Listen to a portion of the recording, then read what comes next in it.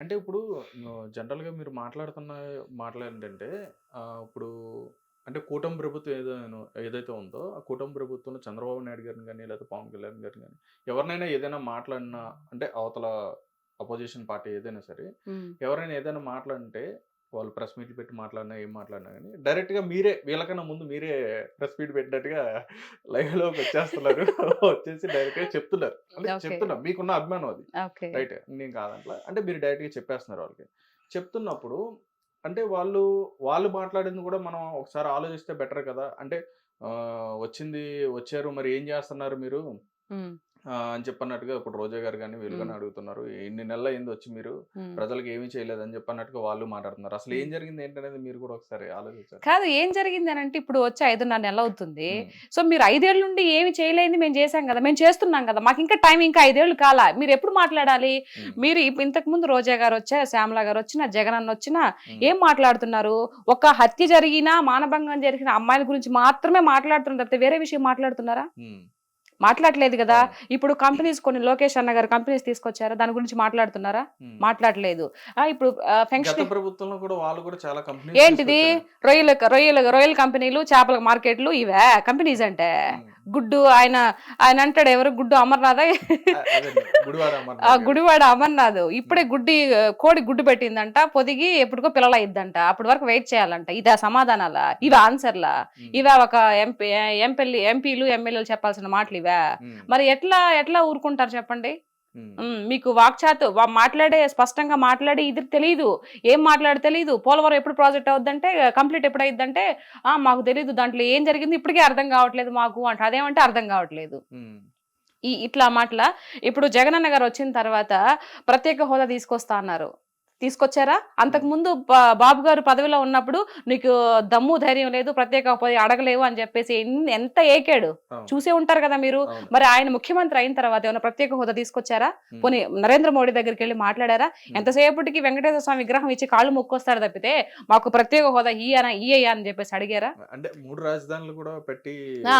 ఒక్కటి చేద్దామని గాదు చెప్పారన్నారు. 3 రాజధానులు పెట్టి చేస్తా. ఒక్క రాజధానన్నా పెట్టాడా? హ్మ్. ఏం చేశాడు ఈయన? అంటే అదైతే కరోనా వచ్చిందని మళ్ళీ చెప్పేసి. టైమ్ ఇవ్వాల్సింది అంటే మీరన్నట్టుగానే కరోనా వచ్చింది గదా! మళ్ళీ ఇంకొక అవకాశం ఇవ్వాల్సిందని చెప్పని అనుకున్నారాళ్ళు. ఇస్తే చేసేవారని చెప్పి. ఇప్పుడు నీకు అవకాశం లేదు కదా! అట్లాంటప్పుడు నువ్వెలా ఉండాలి? అణిగి హ్మ్. మణిగి ఉండాలి. లేదయ్యా నాకిలా వచ్చింది. ఇప్పుడు అంత ఎందుకండి మీకు 40% ఓటిచ్చిన ప్రజలు ఓటు హక్కు మీకిచ్చారు గదా! హ్మ్. ఓటేసారు గెలిపిచ్చారు గదా మిమ్మల్ని. హ్మ్. మరి మీరు అసెంబ్లీకెళ్ళకపోతే నాకు ప్రత్యేక ఏదో కావాలి అందుకే ప్రతిపక్ష ప్రతిపక్ష హోదా. హోదా కావాలి. అప్పుడు ఎళ్తేనే నాకు అక్కడికెళ్తాను. లేకపోతే ఎళ్ళనని జెప్పేసి ఎందుకు గూర్చున్నావు నువ్వు? హ్మ్. ఇప్పుడు అంతకుముందు బాబు 22, 21 మందితో అసెంబ్లీకెళ్ళలేదా? హ్మ్. అట్లా నువ్వెళ్ళాలి గదా! మరి ఈ వ్యవహారం అంతా చూస్తున్నప్పుడు ఇక్కడ చూసే వాళ్ళకి ఏమనిపిస్తది? అంటే ఒకవేళ వెళ్తే అసెంబ్లీకి వెళ్తే వాళ్ళని టార్గెట్ చేస్తారేమో అని చెప్పని వాళ్ళు టార్గెట్ ఎందుకు చేస్తారు? వాళ్ళు హ్మ్. అడిగిన దానికి సమాధానం చెప్పు. అంటే గత ప్రభుత్వంలో వాళ్ళు 150 మంది ఉన్నప్పుడు, వీళ్ళు తక్కువ మంది ఉన్నప్పుడు 121 ఉన్నప్పుడు 24 మంది, 23 మంది వాళ్ళున్నప్పుడు అవును. అంటే వాళ్ళనట్లా ఏ విధంగా అయితే టార్గెట్ చేసి అయినా మాట్లాడారో అలా నిలబడ్డారు కదా! అలా చేస్తారేమో అని చెప్పని ఆలోచిస్తున్నారండి. అయినా నిలబడ్డారా లేదా? హ్మ్. అసెంబ్లీలో వాళ్ళు నిలబడి అడిగిన దానికి ఆన్సర్‌లు చెప్పారా లేదా?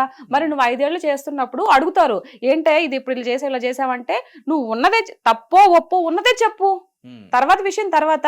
నీకు మైక్ ఇవ్వకుండా, మాట్లాడేది ఇవ్వకుండా ప్రజలు మొత్తం చూస్తున్నారు కదా అసెంబ్లీలో ఏం మాట్లాడేది. అవును. మరి ప్రజలు నిన్ను నిర్ధారిస్తారు కదా! నువ్వెందుకు బాధపడతావు? అసలు నువ్వు అంటే భయము. మనం ఏమి చేయలేదు కాబట్టి మనల్ని ఈరోజు ఏకుతార్రా బాబు! హ్మ్. ఎందుకు పోవడం అని చెప్పేసి ప్రతిపక్ష హోదా అది ఇది అని చెప్పేసి కథలు చెప్తున్నారు. ఓకే. మరి ఇలాంటి ధోరణి చూస్తే ఎలా ఎలా అనిపిస్తది? ఓకే. మరి నేను కూడా ప్రజల్లో ఒకదాన్ని కదా! మరి నాకు అనిపించదా? నేను మాట్లాడకూడదా? మాట్లాడొచ్చండి. మరి? తప్పకుండా మాట్లాడొచ్చు. అయితే మీకు అంటే ఎవరంటే మీకు అనిపిస్తుంది? అంటే ఇప్పుడు ఒక వైఎస్ఆర్‌సీపీ అనే కాదు గాని, అంటే ఎవరు ఈ రాష్ట్రానికి సంబంధించిన ఏదైనా పథకాలు కరెక్ట్‌గా మాట్లాడుతున్నారా లేదా? లేదంటే వాళ్ళు మాట్లాడేది తప్పు అని చెప్పని మీకు ఎవరు అనిపిస్తుంది? పర్టిక్యులర్‌గా ఎవరిని చూస్తే అనిపిస్తుంది మీకలా? ఇప్పుడు ఉండే కూటమి ప్రభుత్వంలోనా? ఇప్పుడని కాదు. ఆ! అంటే కూటమని కాదు వైఎస్ఆర్‌సీపీ గాని అది. ఇంతకు ముందా? హ్మ్. వాళ్ళు పదవిలో హ్మ్. ఉన్నప్పుడా? అవును.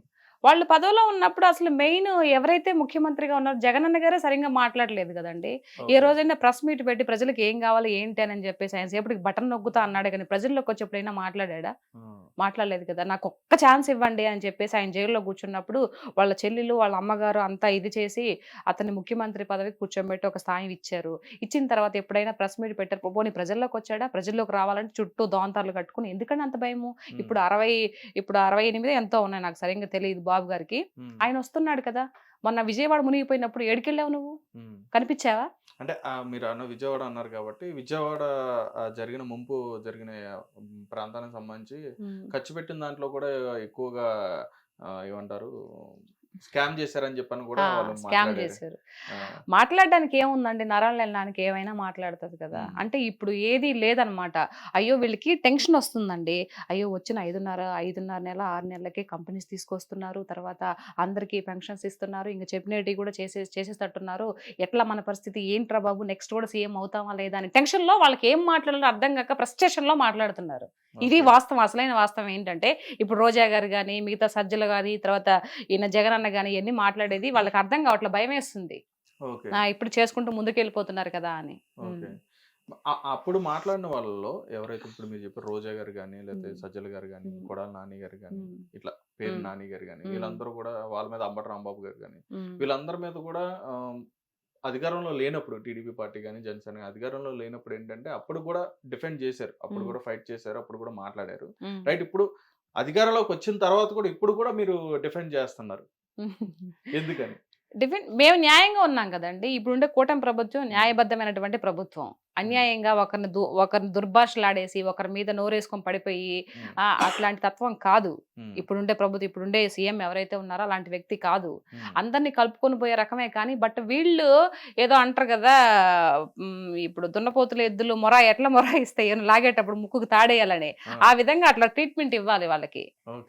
కానీ వాళ్ళ నోటికి అదుపు ఉండదండి.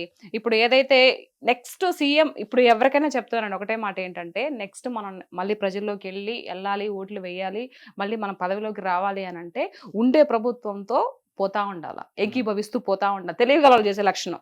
మరి ఎవరు వీళ్ళకి సలహాలు ఇస్తారో నాకు తెలియదు కానీ ఎంతసేపటికి వాళ్ళు చేసిన మంచి చెప్పకుండా చెప్పాలి కదా, మంచి కూడా కంపెనీలో వచ్చి తీసుకొచ్చి చెప్పాలి కదా, అవి చెప్పరు. ఎంతసేపటికి ఏదైనా చిన్న మిస్టేక్ ఏదైనా జరిగిందనుకో, ఎట్లాంటి మిస్టేక్స్ అంటే అవి ఎక్కడో ఒక అమ్మాయిని పాడు చేశారో, లేకపోతే ఏదైనా హత్య జరిగిందో, లేకపోతే ఎవరన్నా ఇట్లా ఏదైనా చేసుకుంటారు కదా, వాటి గురించి వస్తారండి ముందుకి. ఇంకా మిగతా జరిగిన మంచి గురించి చెప్పరు. అది వీళ్ళు చేసే ధోరణి అనమాట ఈ వైఎస్ఆర్సీపీ ప్రభుత్వం నాయకులు. ఇది